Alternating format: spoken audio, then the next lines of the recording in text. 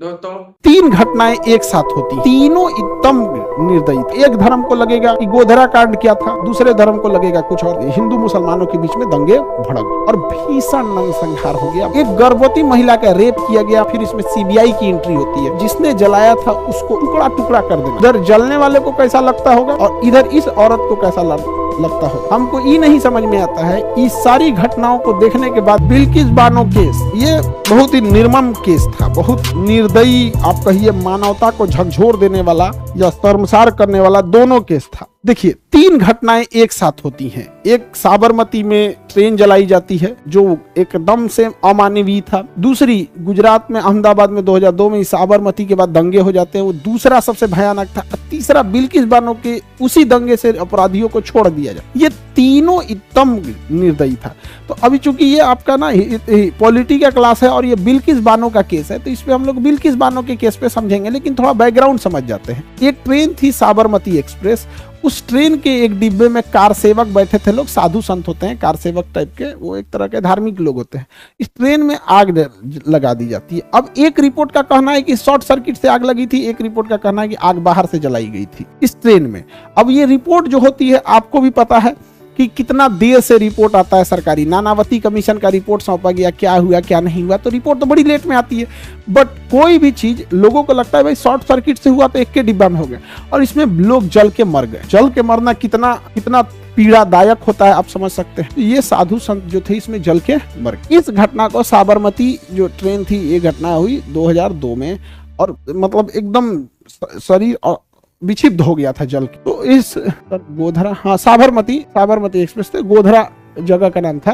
Train का नाम क्या था? साबरमती एक्सप्रेस। और स्टेशन का नाम था गोधरा। स्टेशन का नाम क्या था? गोधरा था। और ये ट्रेन यहाँ पे हो गए। अब इसके अंदर जल के लोग मर गए। अब रिपोर्ट लाएगा तो बाद में ना लाएगा रिपोर्ट, वहां पे रिपोर्ट तो इतना जल्दी किसी चीज की नहीं आती है।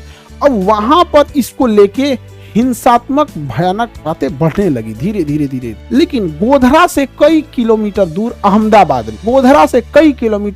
अहमदाबाद में जातिगत हिंसा फैल गई और आरोप लगा कि भाई मुसलमान यहाँ जो साधु संत मरे हैं, तो भाई अब इसका आरोप दूसरे पे लगेगा, मुस्लिम पे लगेगा। अब वहां पे क्या हुआ, हिंदू मुसलमानों के बीच में दंगे भड़क और भीषण नरसंहार हो गया। बहुत खराबी किसी भी चाहे वो गोधरा कांड हो, जो साबरमती ट्रेन जलाई गई। एक व्यक्ति भी अगर मरता है तो यार वो इंसान आपके लिए एक संख्या है, बट कभी सोच के देखो किसी परिवार का पूरा हिस्सा, चाहे वो मरने वाला इस गोधरा कांड में इस ट्रेन में बैठा हुआ एक साधु संत क्यों, या फिर क्यों किसी भी जगह पे, चाहे वो मणिपुर हो, चाहे कश्मीर हो, या या पंजाब में हो, या अहमदाबाद में हो, कहीं पे भी हिंसा बहुत खराब चीज होती है। लेकिन इस सब मामले में क्या होता है ना, लोग वन साइडेड, हाँ ऐसे हुआ, ऐसे कश्मीर पंडितों के साथ हुआ, उसमें किसी एक को ही समस्या है, सिखों के साथ हुआ, मणिपुर में हुआ, क्या बड़ी अजीब चीज लगता है। तो ये तो एकदम खराब था। इसके बाद क्या हो गया, अहमदाबाद में दंगे हो गए। तो ये दोनों कांड था। तो बट ये पृष्ठभूमि हम आपको बताते हैं। यहाँ पर जो था आपका गोधरा कांड हो गया और उसके बाद दंगे हो गए। अब आते हैं बिल्किस बानो केस। ये इसी दंगे का शिकार हो। जब दंगे हो गए तो बिल्किस बानो जो महिला थी, ये बिल्किस बानो महिला प्रेग्नेंट थी, और ये सबसे दर्दनाक घटना थी। पूरे दुनिया का ध्यान इंडिया के ऊपर चलाया, बड़ा बदनामी हुई थी इंडिया की। हुआ क्या था कि ये प्रेग्नेंट थी, ये भाग रही थी दूसरे गांव में छुपने के लिए शरण लेके। तो जब छुपने के लिए शरण लेके जा रही थी तो दूसरे गांव में ये छुपी हुई थी। तो कुछ लोग जीप से आए और जो बिल्किस बानो को पहचान गए। बिल्किस बानो प्रेग्नेंट थी, उसकी माँ थे, हस्बैंड थी, सही सब लोग थे। तो इसके ऊपर 25-30 लोगों ने हमला किया। एक गर्भवती महिला का रेप किया गया, और 3-4 महिलाएं थी उनका रेप किया गया, एक बूढ़ी माँ का रेप कर दिया गया।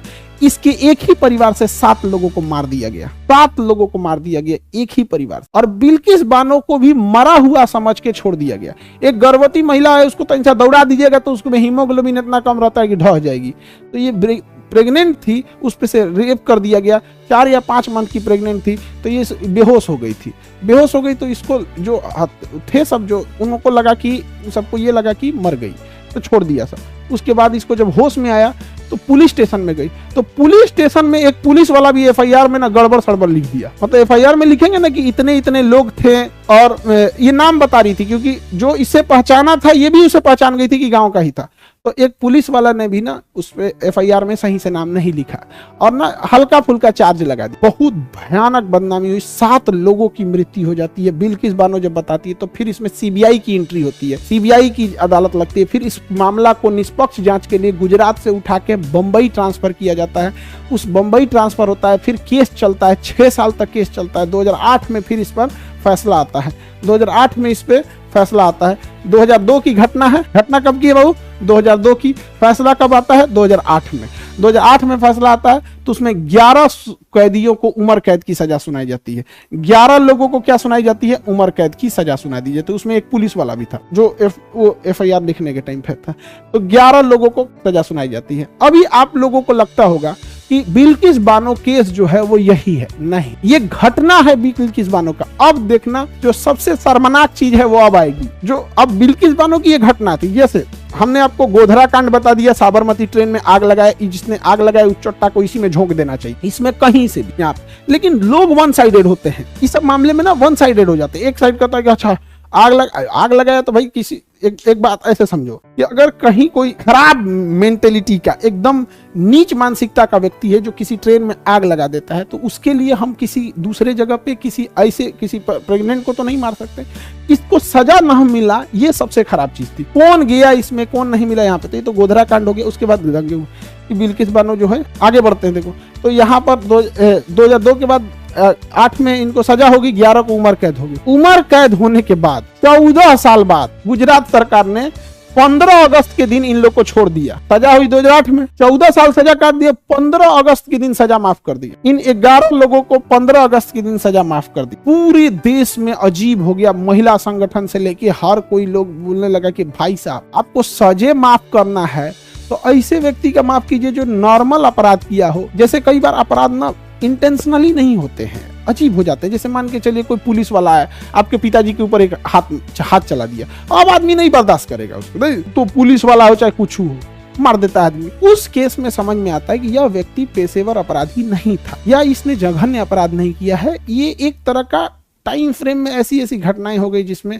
तो भयानक मामला हो गया, माफ कर दिया गया था। कब? डेटवा देखना भाई, माफ करने का सब छोड़।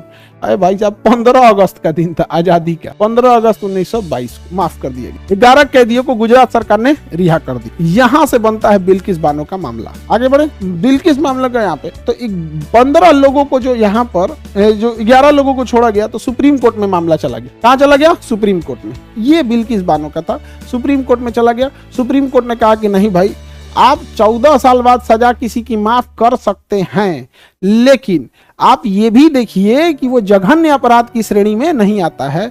अगर इन लोगों को माफ कर सकते हैं तो फिर दुनिया के किस कैदी को रखिएगा। अगर इस तरह की घटना कि एक ही परिवार में 7 लोगों को मार दिया गया हो, एक गर्भवती महिला को रेप करके केवल इसलिए छोड़ा गया हो मार पीट के कि ये लगा हो कि ये मर गई है, अब इसको क्या ही मारना है, एक बूढ़ी औरत का रेप किया गया हो, एक के परिवार से 7 आदमी मर गया, इसको तो जिंदगी जीना अजीब होता होगा, समझ सकते हैं।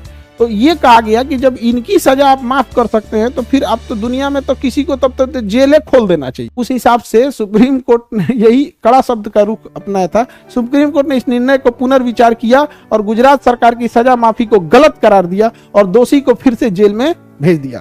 तो सुप्रीम कोर्ट ने वापस भेज दिया दोषियों को कि माफ करने का अधिकार है। 14 साल अगर कोई जेल काट लेता है तो माफ कर सकते हैं, लेकिन यहाँ पे तो वापस इन लोग को कहाँ भेज दिया? जेल में। समझ आ गया? वापस भेज दिया जेल में। तो ये था आपका बिल्किस बानो का मामला, समझे। लेकिन जब आप किसी चीजों को धार्मिक एंगल से देखेंगे ना, तो धर्म का चश्मा ओढ़ के देखेंगे तो एक धर्म को लगेगा कि गोधरा कांड क्या था, दूसरे धर्म को लगेगा कुछ और था। धर्म का आईना उतार के देखो, इसमें जलने वाले लोग इंसान थे, इसी परिवार का एक हिस्सा। धर्म का आईना उतार के देखो। दूसरा, जब गोधरा कांड हुआ था, जिसने जलाया था उसको टुकड़ा टुकड़ा कर देना, फांसी लटका देना चाहिए। लेकिन इसका मतलब ये नहीं कि आप कहीं पे भी जाके कुछ उपद्रव कर दो। यहाँ पे भी देखिए, इस महिला को अब एक कहा जाता है ना, गर्भवती महिला को हमारे यहाँ सजा नहीं दिया जाता, उसके बाल बच्चा को मुंगा दिया। एक के परिवार में 7 आदमी को मुंगा दिया। अब जरा कल्पना करो बाबू, अब कल्पना करो, अब अगर अम्बेडकर साहब आर्टिकल 32 का प्रयोग, समझ रहा है, आर्टिकल 21 सम्मान से जीने का अधिकार, बताइए अगर ये 11 लोग छूट जाते और इसी के मोहल्ले में घूमते तो इसको कैसा लगता है इस बुढ़ापा में कि इन्होंने ही रेप किया था, इसके परिवार के 7 लोगों को मारा था, क्योंकि जब सजा काट लिए तो अब उसको ना पुलिस कुछ कर सकती है, कैसे हो सकता। आज भी अंबेडकर साहब की पूजा क्यों किया जाता है? समझ में आपको एक चीज तो समझ में आता होगा कि अंग्रेज कितना निर्दयी होंगे। जब सुप्रीम कोर्ट और मीडिया के होने के बावजूद 2022, ये कोई बहुत पहले की घटना, 2002 की घटना रहती तो समझ में आता कि मीडिया उडिया उस समय नहीं थी तो बहुत सारा चीज लिपापोती हो जाता था। 8 में रहता तो समझ में, कि 2022 जियो का डाटा फ्री चल रहा था। जब अंग्रेज रहते थे सब, तब कार्नवालिस था एक अंग्रेज भारत में, उसने कहा था कार्नवालिस का भारत में, वह कोई ऐसा दिन नहीं था जितना दिन भारत में रहा किसी महिला का रेप नहीं किया होगा, कोई ऐसा दिन नहीं था उसका। लेकिन भारत में ना इतिहास में बहुत सारी चीजें आदमी क्या लिखेगा कि अपने ही पूर्वजों की दुर्दशा तो नहीं लिख सकता। इतना निर्दयी थे सब अंग्रेज सब। इसलिए अब बहुत सारी चीजें पढ़ाई लिखाई जरूरी होती है। सुप्रीम कोर्ट कई जगह ऐसा रहता है। लॉर्ड कार्नवालिस बोल रहा बाबू, लॉर्ड कार्नवालिस क्या बोलते, तो देश में कभी कभी ऐसा देखोगे ना कि कैसा लगा होगा इन लोग को जिंदा जलते हुए गोधरा में। लेकिन अगर आप धर्म का चश्मा देख के देखेंगे तो अगर आपको लगेगा मेरा धर्म नहीं था तो क्या ही फर्क पड़ता होगा। इस गोधरा में जिंदा जल रहे उन साधुओं पे क्या बीतता होगा। और एक गर्भवती महिला अपने आंख के सामने परिवार के 7 लोगों को मरते हुए देख रही होगी। कोई वो गोली से तो मारते नहीं है दंगाई, दीवार में लड़ा रहा है, हाथ तोड़ रहा है, आंख फोड़ रहा है, बड़ी बुरा मारता है सब ना ऐसे किसी को। अब जैसे कोई बकरा काटने वाला है, उसको 2 मिनट में काट के मुंगा देता है, तुमको दे दिया जाएगा 1 घंटा लगा दोगे, मरबे नहीं करेगा, कभी पैर तुरोगे, कभी कुछ करोगे। उधर जलने वाले को कैसा लगता होगा सोच के देखो, और इधर इस औरत को कैसा लगता होगा। समझ में आ गया कि नहीं? हमको ये नहीं समझ में आता है इस सारी घटनाओं को देखने के बाद भी कल की अवतार अभी तक क्यों नहीं। तो आप लोग दोनों के समझ में आ गया, बिल्किस बानो के समझ में आ गया।